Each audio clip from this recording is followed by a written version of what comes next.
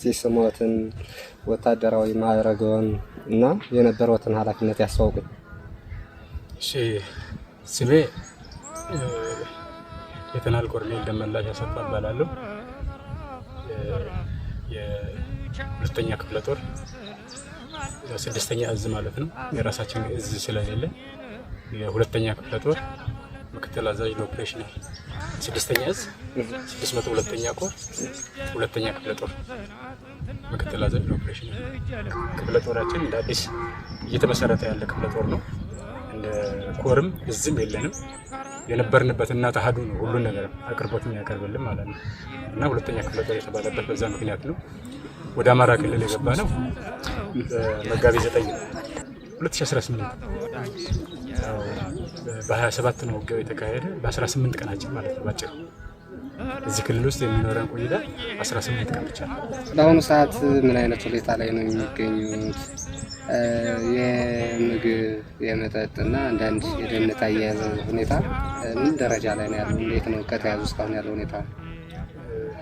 እዚህ ላይ አያያዝ ደረጃ ሲጀመርም እዚህ አካባቢ በአማራ ክልል ውስጥ ብዙ ስላልቆየው ኢንፎርሜሽን ጥሩም ነው መጥፎም ነው የሚለውን ነገር የሚጠበቅ ነገር አስቤ በውስጥ ያስኩት ነገር የለም።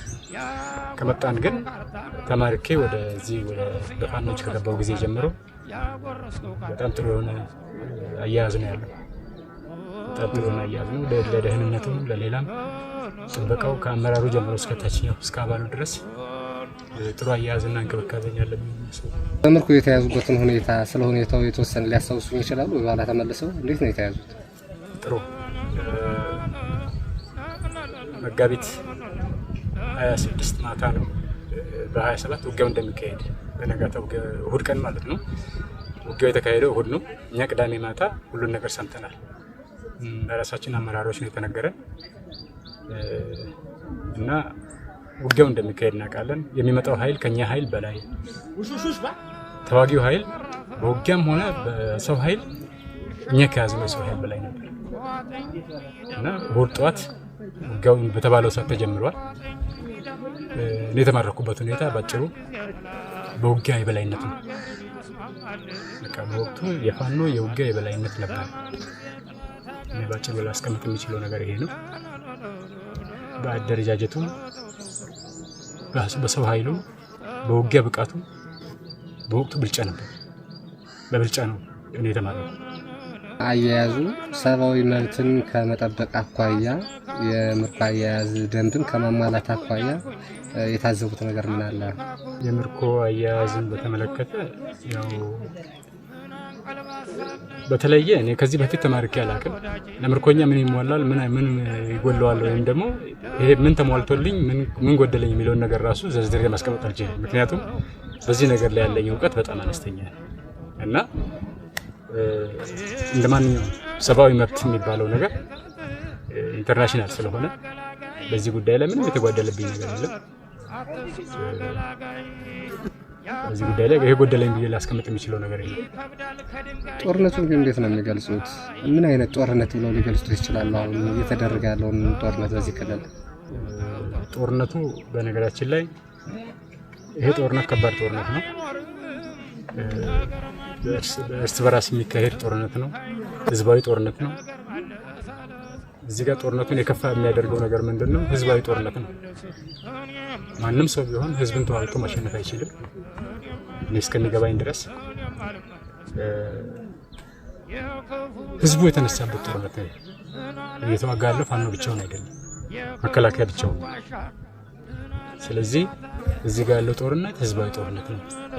በፍትሃዊነት ደረጃ ከመጣን ጦርነቱ ፍትሃዊ ጦርነት አይደለም፣ እርስ በራስ ነው ጦርነት። ምክንያቱም ይሄ ጦር የፋኖም ሆነ መከላከያ ሁሉም በአንድ ላይ አንድ ሆኖ በድንበር ሊመጣ የሚችልን ችግር ዲተር ማድረግም ሆነ ተዋግቶ ማሸነፍ ሲቻል ይሄ እርስ በራስ እዚህ ላይ አጉል የሆነ ውጊያ ሰው የሚያልቅበት ያለው ነገር ፍትሃዊ አይደለም ብዬ ነው እንደኔ የማስበው። እንደ ሐሳብ ግን ይሄ ጦርነት ህዝባዊ ጦርነት ስለሆነ ዝም ብሎ እልቂት ካልሆነ በስተቀር መቆሚያ ራሱ ይኖራል ብዬ አላስብም። መቆሚያ ራሱ አይኖረው። ምክንያቱም አንዱ በተጎዳ ቁጥር በቀል ነው፣ አንዱ የራሱን ደም ለመመለስ እየተበቀለ ነው የሚሄደው። ስለዚህ እንደዚህ አይነቱ ጦርነት አስፈላጊ አይደለም፣ ሰው ማለቅ የለበትም። ወደዚህ ጦርነት ከመግባቱ በፊት ስለ ፋኖ የነበረው ግንዛቤ ምን ነበር? ምን ትባሉ ነበር? ገብተው ካዩት በኋላስ ምን ሆነ አዩት? ውስጡ ላይ ያለው እውነታ ምን ይመስላል? ስለ ፋኖ የነበረና ረዳድ ያው እንዳልኩ ወደ አማራ ክልል ከመጣው ቅርብ ጊዜ ነው ብያለሁ። እዚህ ጋር እኛ ኦሮሚያ ውስጥ ነው። ስለ ፋኖ እዛ ብዙ የምናውቀው ስለ ሸኔ ነው። ስለ ፋኖ ያለን ግንዛቤ ምንድነው? በዚህ ደረጃ የተደራጀ ነው ብዬ አስቤ አላውቅም። እንደዚህ አይነት ኢንፎርሜሽንም አልነበረም። አሁን እስከ እዚህ ደረጃ በኮር በእዝ ደረጃ ተደራጅቶ ይህን አደረጃጀት እንዳለ ራሱ በኢንፎርሜሽን ያወቅኩት ውጊያው እንደነገ ሊካሄድ እንደ ዛሬ ማታ ኢንፎርሜሽን ሲደርሰን ወደኛ እየመጣ ያለው አንድ ኮር እንደሆነ ኮሩ 3 ክፍለ ጦሮች እንዳሉት በዝርዝር ነው የተነገረን፣ በግልጽ ማለት ነው በባይ አመራሮች። እስከዛ ድረስ ግን እንደዚህ በዚህ ደረጃ የተጠናከረና የተደራጀ ኃይል ይሆናል ብለን አስቤ አላቅም፣ እንደኔ ማለት ነው። እኔም ብቻ ሳይሆን ከኔ በታች ያለው በዚህ ደረጃ እንዳለ አያቅም ነበር። ያው በውጊያው ሰዓት ላይ ያየነው ነገር የተለየ ነው። ፋኖ ሲባል ፋኖ የሚባል ከዚህ በፊት የነበረ ነበር። ከድሮም እኛ ውትድርና ስንገባ በነበረው ጊዜ ጀምሮ የሚታወቅ ፋኖ አለ። አሁን በአሁኑ ደረጃ ላይ ያለው ብሎ ከመንደር የተሰበሰበ የመዋጋት ብቃት የሌለው እንደዚህ አይነት ተደርጎ ይታሰብ ነበር። እንደዚህ አይነት ወሬ ነው የሚወራው ማነሳሳት ለሰራዊቱ ለማስተላለፍ ተብሎ ሰራዊቱን ለማስጨበጥ ተብሎ የሚደረገው ነገር። በነገራችን ላይ አንድ ወታደራዊ አንድ ህግ አለ። ጠላት ነው ብለህ ካሰብክ ምንም ያክል ጠንካራ ጎን ቢኖረው ጥንካሬው አይነገርም እና በዛ ደረጃ ነው የመዋጋት አቅም እንደሌለው ቀደም እንዳልከው ቆሞ እንደማይዋጋ በዛ ደረጃ ነው ሲነገር የነበረ። ዞሮ ግን አሁን ላይ ያለው እኔ ከገባው በኋላ ያየሁት ነገር ግን ከዚህ በተቃራኒ ነው። እንኳን አስገድዶ የሚደፍር አይደለም፣ የሚሰርቅ አይደለም ቆሞ የማይዋጋ አይደለም። እዛ በህግና በመመሪያ ይመራል ተብሎ ከሚታሰበው መከላከያ የተሻለ ግንዛቤ ያለው ሰው ምራቅ ዋጥ ያደረገ ሰው ያለ ብዬ የማስበው ነው። እዚህ ነው ትክክለኛው እውነቱን መነጋገር ካለብን ይሄ ነው። እናንተ ዘና የጦርነት ንጹሃን ዜጎች ላይ እያደረሰ ያለው በዜጎች ላይ ያደረሰ ያለውን በደል እንዴት ነው የምትገመግሙት? እንዴት ነው የምትታዘቡት? እዚያስ ምን አይነት ግምገማ ነበራቸው? ያው ወደዚህ ወደኛ ከመምጣቱ ማለት ነው። ላይ ህዝቡ በእርግጥም በአንድ በኩል ያው እንደ ወታደር ማንኛውም ሰው ውትድርና የሚያውቀው ሰው በሙሉ ሊረዳው የሚችለው ነገር ነው። ቢያንስ የአማራ ህዝብ በአሁኑ ሰዓት ያለበት ሁኔታ ያየን እንደሆነ በእርግጥ ይሄ ነገር በዚህ መልኩ አይደለም እንጂ በኦሮሚያ ውስጥም አለ። ግን እዚህ ጋር ያለውን ለየት የሚያደርገው ነገር ምንድነው? ህዝቡ በሁለት በኩል ተቸግሮ ነው ያለው። አንደኛ ከመንግስት ጋር በሚደረገው ጦርነት ህዝባዊ ጦርነት ነው። ህዝቡ በዚህ ጉዳይ ላይ ተሳታፊ ነው። ራሱን ነፃ ለማውጣት ከተለያየ አንግል ተነስቶ ብቻ ህዝቡ የጦርነቱ አካል ነው። አንድ ሁለተኛ ፋኖም ራሱ የሚጎሉትን ማንኛውንም ነገሮች ትግል ነው የያዘው። ትግል ከሆነ ደግሞ በቋሚነት የሚከፈለው ደሞዝ የለም፣ በጀት የለም። ስለዚህ ህዝቡን ከመረጃ አንስቶ እስከ ፋይናንስ ድረስ የሚጠቀመው ከህዝቡ ነው። ይሄ ደግሞ ለህዝቡ ተጨማሪ ችግር ይሆንበታል። ምክንያቱም ህዝቡ የሚተዳደረው አብዛኛው ከ90% አካባቢ በላይ ሊሆን የሚችለው ኃይል ህዝቡ የሚተዳደረው በግብርና ነው። ከዚህ ውጪ ያለ ገቢ ምንጭ የለውም። እዚህ ላይ የመሬት ግብር የማዳበሪያ ምን ከፍሎ እንደገና ደግሞ አሁን ለዚህ ለሚታገሉ ልጆቹ ናቸው የሚታገሉ የሚበሉትን የሚጠጡትን መስጠት ግዴታ ነው። ይሄ እንደዚህ አይነት ነገር ለህዝቡ ተጨማሪ ችግር ነው ሆኖበት ያለ። ስለዚህ እዚህ ያለው የአማራ ህዝብ ያለበትን ሁኔታ እኔ መረዳው በዚህ ደረጃ ነው። ከፍተኛ ችግር ውስጥ ነው ያለው። ይሄንን ደግሞ መረዳት የሚገባው አካል ካለ ቆም ብሎ ሊያስብበትና ሊታይ የሚገባው ጉዳይ ነው ብዬ ነው የማስበው። የክልሉ ህዝብ በተለያዩ በሌሎችም አካባቢዎች ሲፈናቀል፣ ሲሳደድ፣ ንብረቱ ሲወድም፣ አካሉ ሲጎድል፣ ልጆችን ወይም እናት አባቱን ብዙ የሰው ህይወትም ንብረትም ሲወድም ነበር። ይህ ስርዓት ስልጣን ከተቆናጠጠበት ጊዜ ጀምሮ በአጠቃላይ በኢትዮጵያ ሰላም አልነበረም እና ስለ ህዝቡ መፈናቀል፣ ስለ ህዝቡ በደል፣ ስለዚህ ሀገር መናጋት ምን ይሰማት ነበር? ወደ መከላከያ ሰራዊት ከተቀላቀሉ ጀምሮ ምን ያህል ጊዜ አሳልፈዋል? ከልምዶ አንጻር ደግሞ አሁን ያለው ገጠመኝ ህዝባዊ ቀውስ እንዴት ይገመግሙታል? ወደ ውትድርና ከገባው ቢያንስ በዚህ ስራ ላይ 28 ዓመቴ ነው። በዚህ 28 ዓመት ውስጥ ውትድርና ብዙ አይነት መልኮችን አስተናግዷል።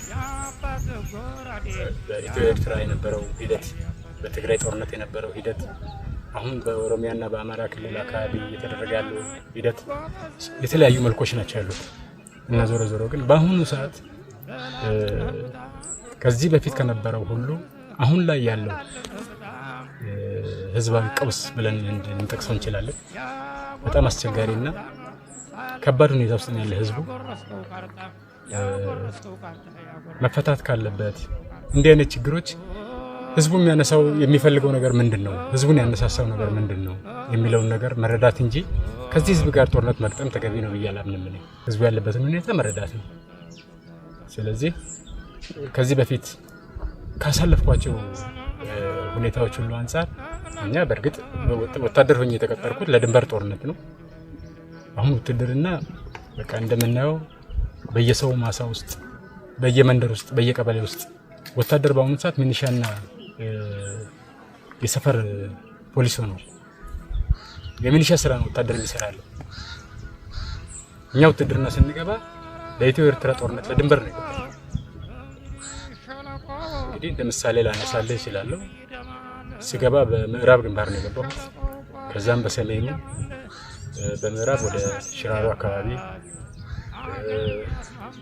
ወደ ጾረና ግንባር፣ ከዛ ደግሞ ወደ ሰሜኑ ዛላምበሳ፣ ሶቢያ፣ አይጋ እንደዚህ መሰል ያሉ ግንባሮችን በድንበር ላይ በኢትዮጵያ ድንበር ላይ ነው ውትድርና የማውቀው። ከዛም ወደ አፋር ክልል ወደ ቡሬ ግንባር ወጣን እና ምን ልፈልጌ ነው አሁን ወታደር ግን እያደረገ ያለው እስካሁን እኮ እየታገለ ያለ እናንተ ወታደር ነው የመንግስት ወታደር ብላችሁ ነው የምትይዙት። የሚታገለት የሀገሩን ድንበር አያውቅም። የሚገርመው ነገር ማለት ነው የኢትዮጵያን ድንበር አያውቅም። ከየት መልስ ነው ኢትዮጵያ ከየት መልስ ነው ኤርትራ የሚለው ለይቶ አያውቅም። ምልምል ሆኖ ሲመጣ የሰው እርሻ ውስጥ ይገባል። እዛው የሰው እርሻ ውስጥ ነው ሲርመጠመጥ ነው። ይሄ ደግሞ አንድም ከአቋምም አንፃር አቋምን የሚያወርድ ምክንያቱም ወታደር ሀገሩን ወደ ጀርባው አድርጎ ከባዕድ ሀገር ጋር ነው መዋጋት ያለበት እንጂ ዝም ብለህ በየቀበሌው ውስጥ በየመንደሩ ውስጥ በየሰው እርሻ ውስጥ እንደዚህ እየኖር ኳሊቲህንም ዝቅ አድርጓል። እና ስለዚህ በእኔ አረዳድ ማለትና መግለጽ የሚችለው በዚህ አግባብ ነው። ህዝቡን ከማስከበር የህዝብን ጥያቄ ከመመለስ አንፃር ያለው ነገር ጦርነቱ መፍትሄ አይደለም። አሁን ያለው እየተደረገ ያለው መፍትሄ ፍትሃዊ አይደለም ያልኩበት አንዱ ምክንያት ምንድነው? አሁን እዚህ ቦታ ላይ የሚያስፈልገው ጦርነት አልነበረም። ለመግባባት ከሆነ ጦርነት መግባባትን አያመጣም። ጦርነት ነው፣ እልቂት ነው የሚያመጣው። ስለዚህ እዚህ ጋር ያለው ነገር አሁን ባልከኝ መረዳት ካለብን በዚህ ደረጃ ነው መግለጽ የሚችለው። የለውጥ ጥሪ፣ የሰላም ጥሪ ያለው የሚያስተላልፉት እኔ በዚህ ጉዳይ ላይ ማስተላለፍ የምፈልገው መልእክት ምንድነው? እኔ እቺን ሀገር ከሚመራው ሰው በላይ አዋቂ ሆኜ አይደለም። ስለዚህ በአሁኑ ወቅት ለሀገራችን ይበጃል ብዬ ነው የማስበው ሰላምና ሰላም ብቻ ነው። እዚህ ጋር ህዝቡ ምን ይፈልጋል? እንደምናየው የአማራ ህዝብ በአሁኑ ሰዓት ያለ ነው አማራ ክልል ውስጥ ነው። እንግዲህ በተለያዩ በገጠር ቀበሌዎች ያለ በቁጥራቸው የማይናቅ ቀበሌዎችን አይቻለሁ። ትምህርት ቤቶች ዝግ ናቸው። የጤና አገልግሎት እንደ ልብ እየተሰጠ አይደለም። ስለዚህ እዚህ ጋር ህዝቡ ችግር ውስጥ ነው ያለው። በሀገራችን ደረጃ ይህን ችግር ለመፍታት መንግስት ቆም ብሎ ማሰብ ይገባዋል። መደራደር፣ መነጋገር፣ ችግር መፍታት ካለባቸው በጠረጴዛ ዙሪያ ነው መፈታት መቻል ያለበት። ይሄ ህዝብ አሁን በተያዘው አግባብ በጦርነት ችግሩ ሊፈታ አይችልም። የግል እምነት ነው። ይህን ተከትሎ ቢያንስ እቺ ሀገር የአዋቂ ችግር የለባትም። ምሁራን አሉ፣ የሃይማኖት አባቶች አሉ። እዚህ ጋር ሁሉም ለሀገር ሰላም፣ ለሀገር ደህንነት ሲባል የግል ክብርና የግል ጉዳይ ሳይቀድም ሁሉም ሰው ለሀገሩ በአንድ ድምፅ በመነሳት በመነጋገር በመቻቻል ችግርን የመፍታት ባህል በሀገራችን ሊሰፍን ይገባል ብዬ ነው የማስበው። ቤተሰብ ይኖረውታል፣ ልጆች ወልዶ ይሆናል የሚል ግምት አለኝ ነው አይደል? እውነት ነው። እና ለቤተሰቦቹ መልእክት ካለዎት? እሺ፣ በእኔ በኩል ቤተሰቦች ወንድሞች አሉኝ፣ እህትም ልጆችም፣ ባለትዳር ነኝ፣ 2 ልጆች አባት ነኝ። ይህንን ፕሮግራም እየተከታተለ ላለ ሰው በሙሉ የሚያውቀኝ በሙሉ ከደህንነት አንጻር ስለ እኔ ደህንነት ምንም ያሰጋ ነገር የለም። እኔ ደህና ነኝ። በአያያዝ ደረጃ ምንም የጎደለኝ ወይም ደግሞ የተጎዳሁት የተበደልኩት ነገር የለም። በጥሩ ሁኔታ በጥሩ አያያዝ ነው ያለሁት። እንደ ሀገር እኔ ማስተላለፍ ፈልገው ምንድነው ሰላም ይወልደዋል። ስለዚህ ሁሉም የሀገራችን ህዝቦች በዚህ የሰለጠነ ዘመን በጦርነት በአፈሙዝ ችግር እፈታለሁ ብሎ ማሰብ የሚባለው ነገር ቀርቶ ሁሉም ሰው እጅ ለእጅ ተያይዞ ለሰላም የሚጸልይበት፣ ለሰላም የሚሰራበት፣ ደከመኝ ሰለቸኝ ሳይል ሌት ተቀን ስለ ሰላም ብቻ የሚነገርበት የሚሰራበት ነገር እንዲፈጠር አደራ ላለሁ። አገራችን ሌሎች ሀገሮች የደረሱበት ደረጃ ላይ እንድትደርስ በፍጥነት አሁን የተያዘውን የውስጥ መስቀልቀል መቆም መቻል አለበት። ካልሆነ እቺ ሀገር እየሄደች ነው እያደገች ነው እየተባለ ተመልሳ እንደገና እንዳትለቀም ሆና ልትበተን ነው። ስለዚህ እንደዚህ አይነቱ አካሄድ መቆም መቻል አለበት። የኢትዮጵያ ህዝብ በሙሉ በአንድ ድምፅ ለሰላም መነሳት አለበት ይመስላል። ጥሩ። እንግዲህ ቀውስ ደግሞ በዘላቂነትና አስተማማኝ በሆነ መንገድ እንዲፈታ ዓለም አቀፍ ማህበረሰብን መጫወት አለበት። የዓለም መንግስት ምን ማድረግ አለበት ብለው ያምናሉ? የታጠቁ ኃይሎችን የማቀራረብ የማግባባት ከተኩስና ከጦርነት ውጪ በሆነ መንገድ ወላ የዲፕሎማሲ ጫና እንዲሆን በማድረግ አገሪቱ ሰላም የምታገኝበት ነገር እንዲፈጠር በቃ እጁን አስገብቶ ዓለም አቀፉ ማህበረሰብን እጁን አስገብቶ የሰላሙን ጉዳይ ሊያስተካክል ይገባል። የዚች ሀገር ጉዳይ መልክ ሊያገኝ የሚችለው በዚህ መልኩ ነው ብዬ ነው የማስበው። ጥሩ። በመጨረሻ እንግዲህ በፍላጎቱ ያካፍሉ ሊያጋሩ የሚችሉት ሀሳብ ማስተያየት ካለ እንቀበል።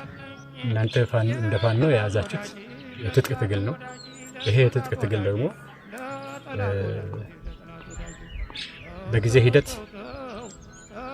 መደበኛ የሆነ የሀገር አቀፍ ሰራዊት የሚሆንበት ነገር መፈጠሩ አይቀርምና መሰረታዊ የሆኑ ነገሮች ላይ ትኩረት ማድረግ ቢያንስ መደበኛ ወታደር ሲባል በአሰራር በህግ በመመሪያ ነው የሚመራው።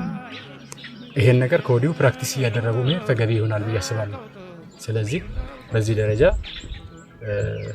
እነዚህ በመመሪያ በአሰራር መሄድ ሳይንቲፊክ በሆነ መንገድ ውትድርናን ማስቀጠል ሊለመድ ይገባል። ከዛ ውጪ በዚህ በአካባቢው ባለፍኩባቸው አካባቢዎች ሁሉ ያየሁት ነገር ጥሩ ነው ብዬ ነው የማስበው። ጅማሬው ጥሩ ነው። በዚህ ደረጃ ተጠናክሮ ቢቀጥል ጥሩ ነው ብዬ አስባለሁ።